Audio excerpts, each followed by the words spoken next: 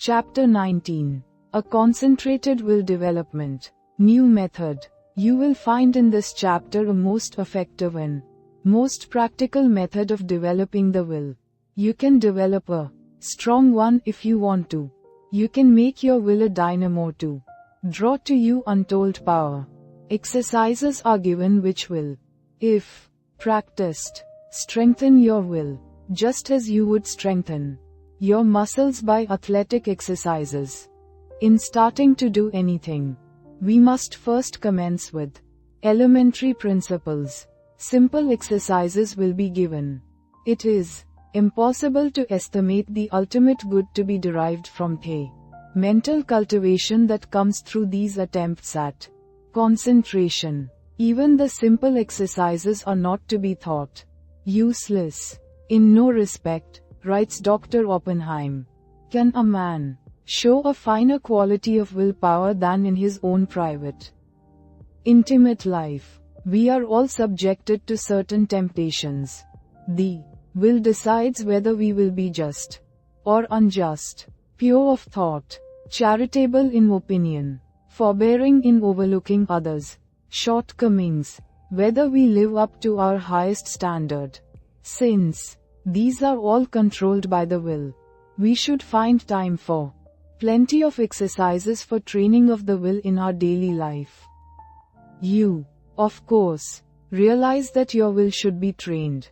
You must also realize that to do this requires effort that you alone can command.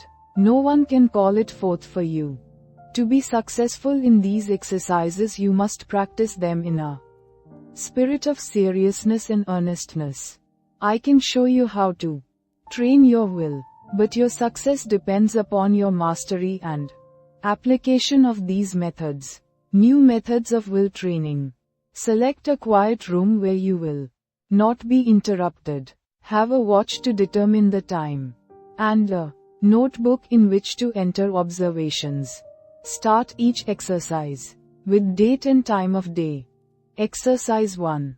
Time decided on. Select some time of the day when most convenient. Sit in a chair and look at the doorknob for 10 minutes. Then write down what you experienced.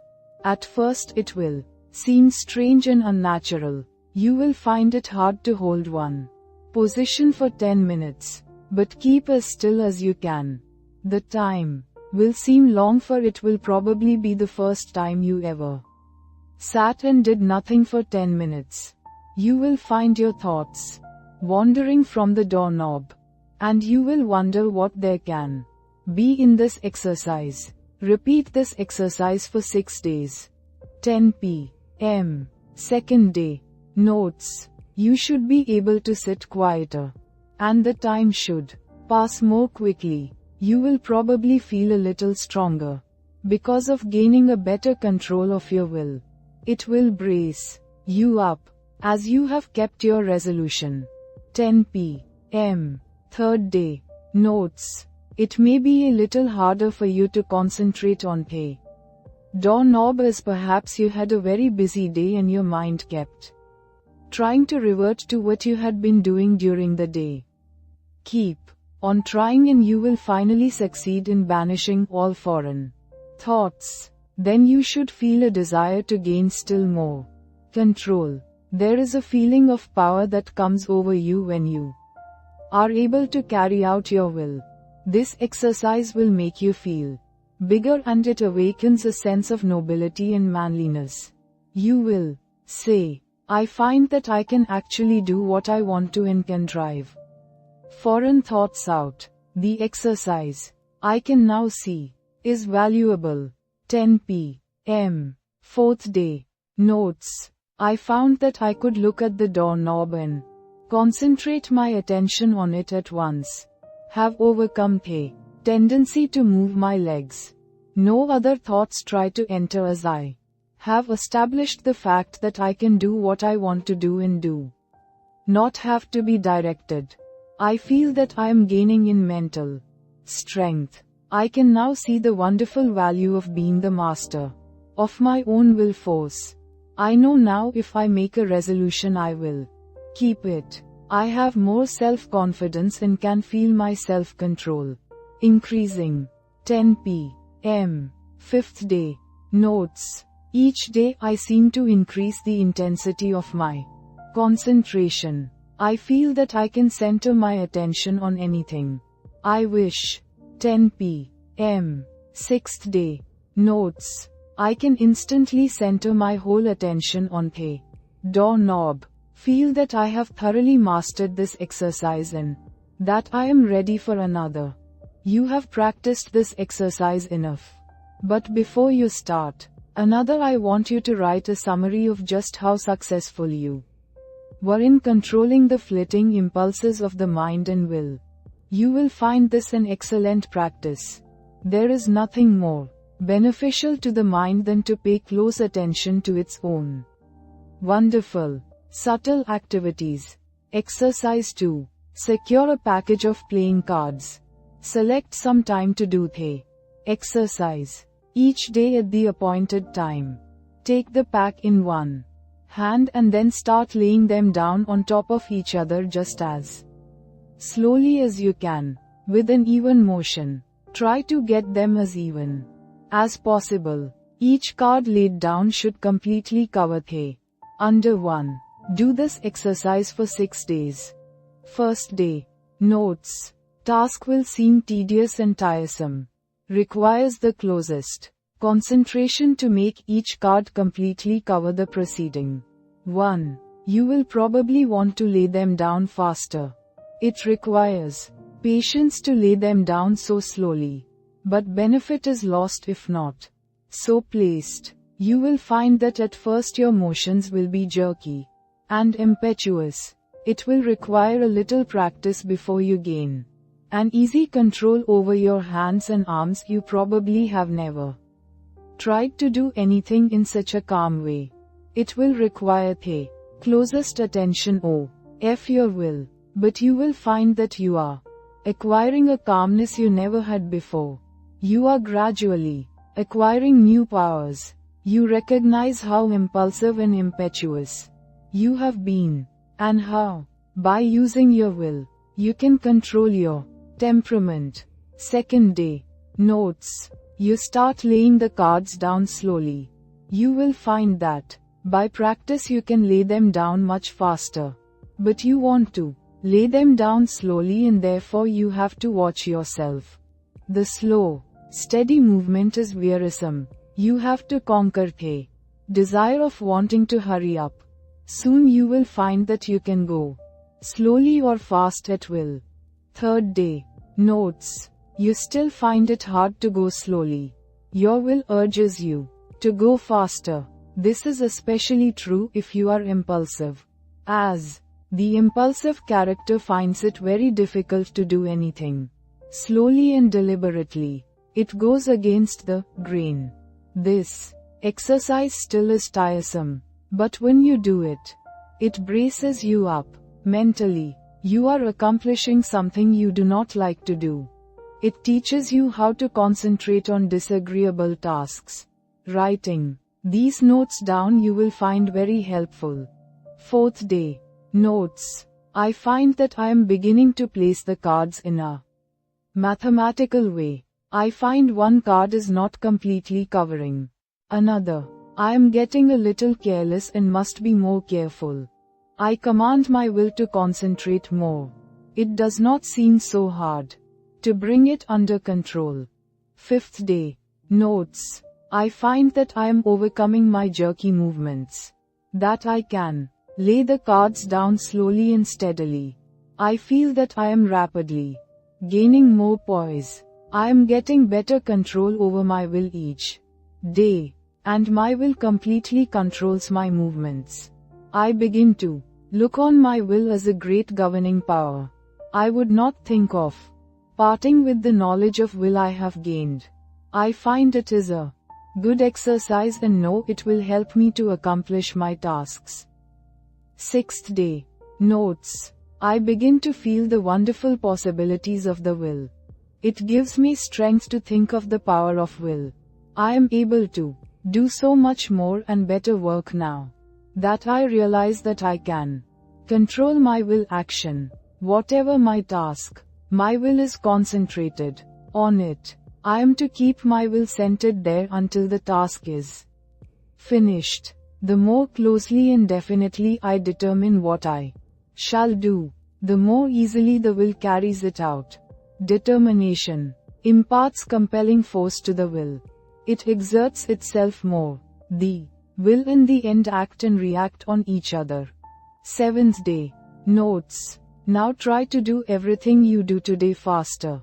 Don't hurry or become nervous. Just try to do everything faster, but in a steady manner. You will find that the exercises you have practiced in retardation have steadied your nerves, and thereby made it possible to increase your speed. The will is under your command. Make it carry out resolutions rapidly. This is how you build up your self-control and your self-command. It is then that the human machine acts as its author dictates. You certainly should now be able to judge of the great benefit that comes from writing out your introspections each day. Of course, you will not have the exact experiences given in these examples, but some of these will fit your case. Be careful to study your experiences carefully and make as true a report as you can. Describe your feelings just as they seem to you. Allow your fancies to color your report and it will be worthless. You have pictured conditions as you see them. In a few months, if you again try the same exercises, you will find your report very much better. By these introspections, we learn to know ourselves better, and with this knowledge can wonderfully increase our efficiency. As you become used to writing out your report, it will be more accurate. You thus learn how to govern your impulses, activities and weaknesses. Each person should try to plan exercises that will best fit his needs. If not convenient for you to practice exercises every day, take them 2 or 3 times a week.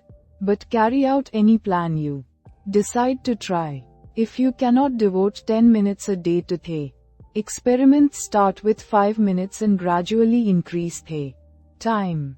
The exercises given are only intended for examples. Will training without exercise. There are many people that do not want to take the time to practice exercises. So the following instructions for training the will are given to them. By willing and realizing, the will grows. Therefore, the more you will, the more it grows and builds up power. No matter whether your task is big or small, make it a rule to accomplish it in order to fortify your will. Form the habit of focusing your will in all its strength upon the subject to be achieved. You form in this way the habit of getting a thing done, of carrying out some plan. You acquire the feeling of being able to accomplish that which lies before you, no matter what it is. This gives you confidence and a sense of power that you get in no other way. You know when you make a resolution that you will keep it. You do not tackle new tasks in a half-hearted way, but with a bold, brave spirit. We know that the will is able to carry us over big obstacles. Knowing this, despair never claims us for a victim. We have wills and are going to use them with more and more intensity, thus giving us the power to make our resolutions stronger, our actions freer and our lives finer and better. The education of the will should not be left to chance.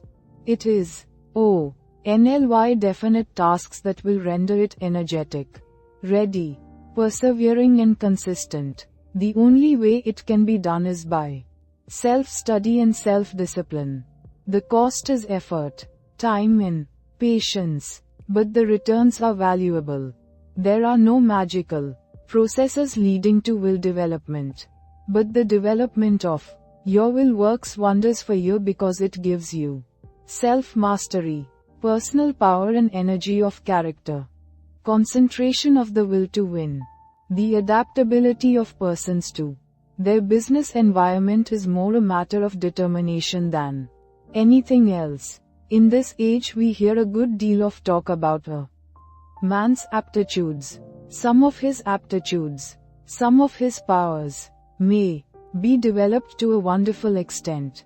But he is really an unknown quality until all his latent powers are developed to their highest possible extent. He may be a failure in one line and a big success in another. There are many successful men that did not succeed well at what they first undertook, but they profited by their efforts in different directions, and this fitted them for higher things, whereas had they refused to adjust themselves to their environment, the tide of progress would have swept them into oblivion.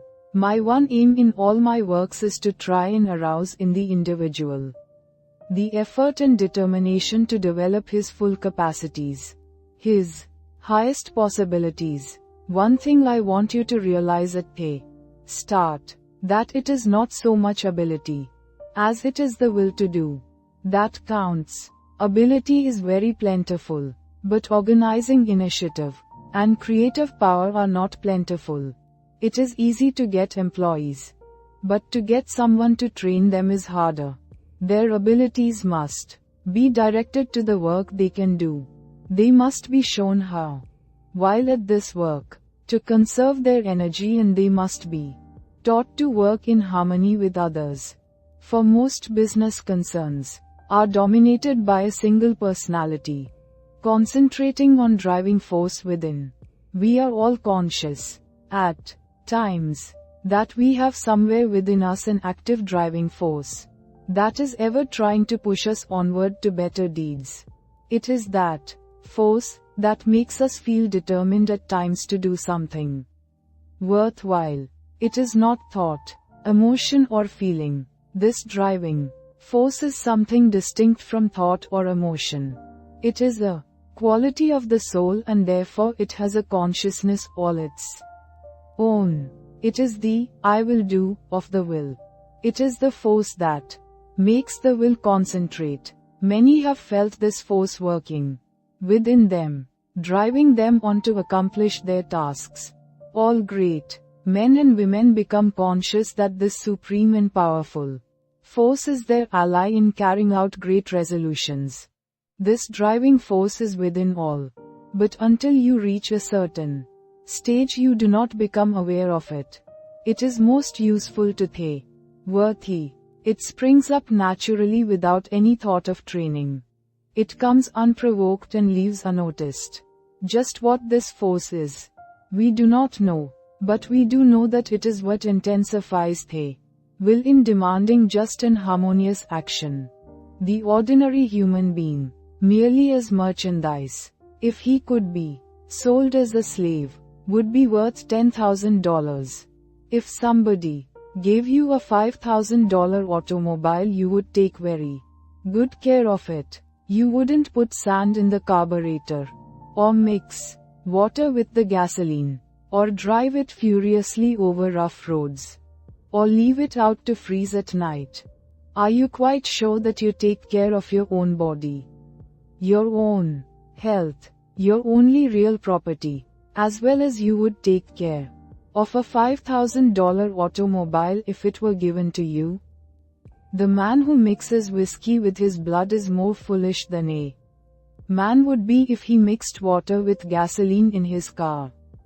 You can get another car. You cannot get another body.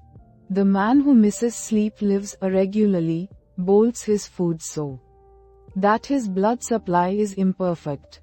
That is a foolish man, treating himself as he would not treat any other valuable piece of property. Do you try to talk with men and women who know more than you do? And do you listen rather than try to tell them what you know? There are 100,000 men of 50 and men of 60 running along in the old route, any one of whom could get out of it and be counted among the successful men if only the spark could be found to explode the energy within them now going to waste. Each man must study and solve his own problem.